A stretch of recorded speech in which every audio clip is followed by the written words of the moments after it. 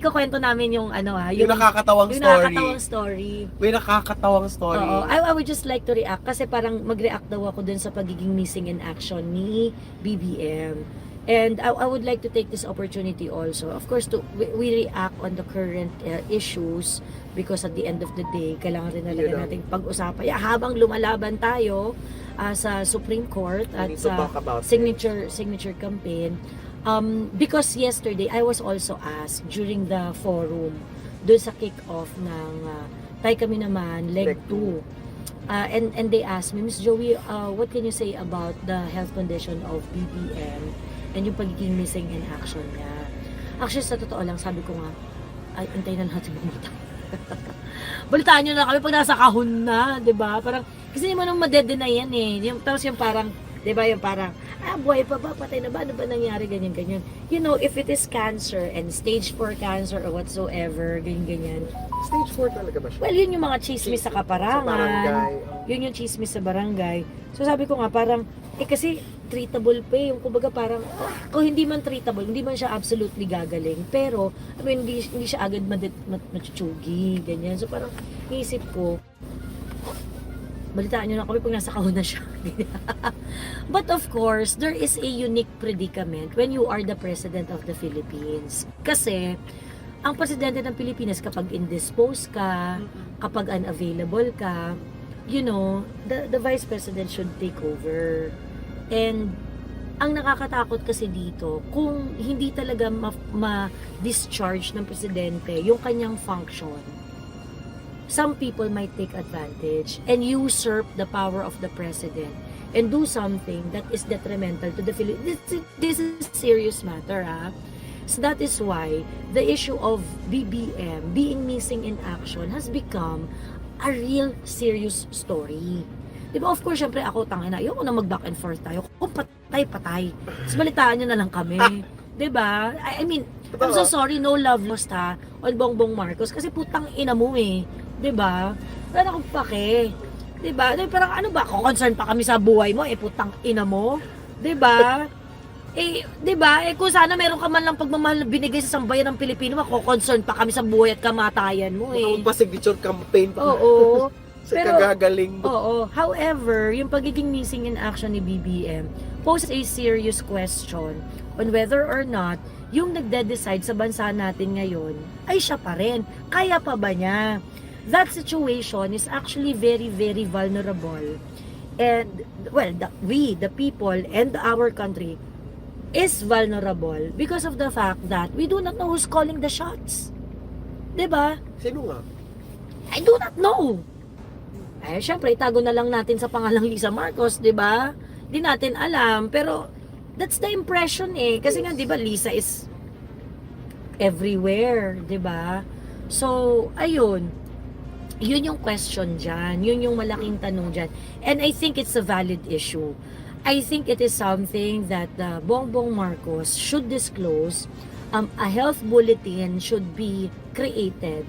And so far as his health is concerned, I remember, eto na nga. And the reason why I wanted to talk about this is because, remember in 2019, and in 2020, before mag-pandemic yata, there were questions about the health of PRRD.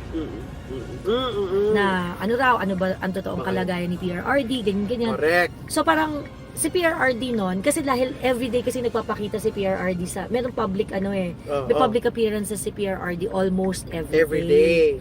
Pagkatapos gabi-gabi siyang merong cabinet meeting, mga madaling araw. Correct. Ganon. And then, yung mga pink noon, excited na kung anong mangyayari sa buhay ni PRRD. Correct. At araw-araw nilang wini-wish na matigi-bum-bum si PRRD at that time. And then, I think parang merong mga 2 days, 3 days yata na walang public appearance si PRRD. And then, nagkakaroon ng public appearance si PRRD. But at that time, yung parang yung matutumba ba siya, yung nagkaka-vertigo si PRRD. Hindi ko alam kung vertigo or whatsoever. Pero parang, a lot of people were speculating, is he well? Oo, Is si he capable okay? pa. Is he still capable of Running the country. running the country and things like that? Alala ko to. Oo. You know, they run a signature campaign for that. Nagpa-campaign sila niyan. Because what they wanted The is for... pinks. Oo, the pinks. Wala pang pinks noon. Mga yellow, Yellow pa pa sila sila. noon. Oo. Yellow pa sila noon.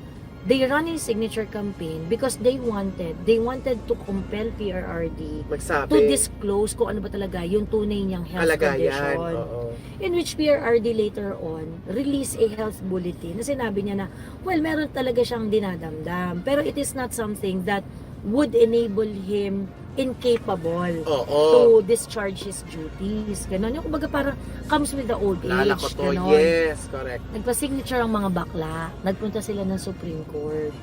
The Supreme Court took notice. Pinansin sila ng Pinansin Supreme sila ng Court. Supreme Court. And how many signatures do they have? Magpahula tayo. Sige, Oo. para masaya. Sa tingin ninyo, Oo. mabasa mo ba doon? Ako dito.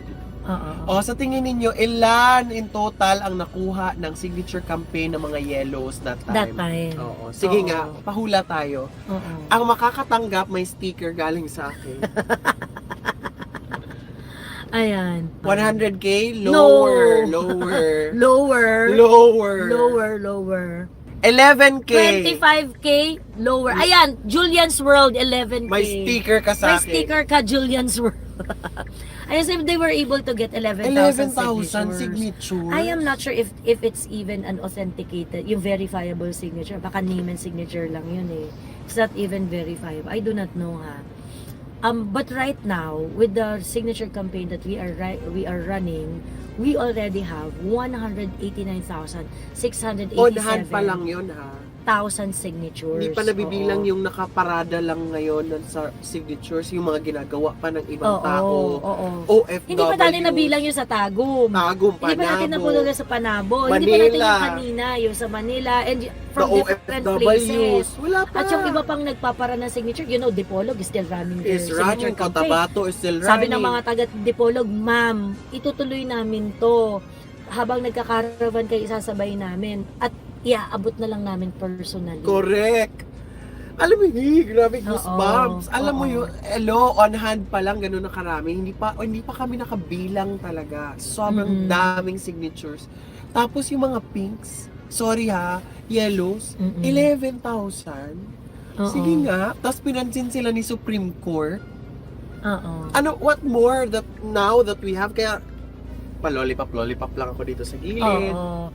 11K, tapos sabi-sabi sila majority sila. comedy gold. Correct. At natatawa ko yung tipong parang, akala ko ba 32 million kayo? Bakit bakit 189K lang yung signature ninyo? Ganyan, bakit yun lang yung signature? Mga bakla, On hand na yun, tanga. nagpa-signature campaign kayo, 11,000 lang yung nakuha yung mga putang ina nyo. Akala ko ba 16 million kayo? Ulul!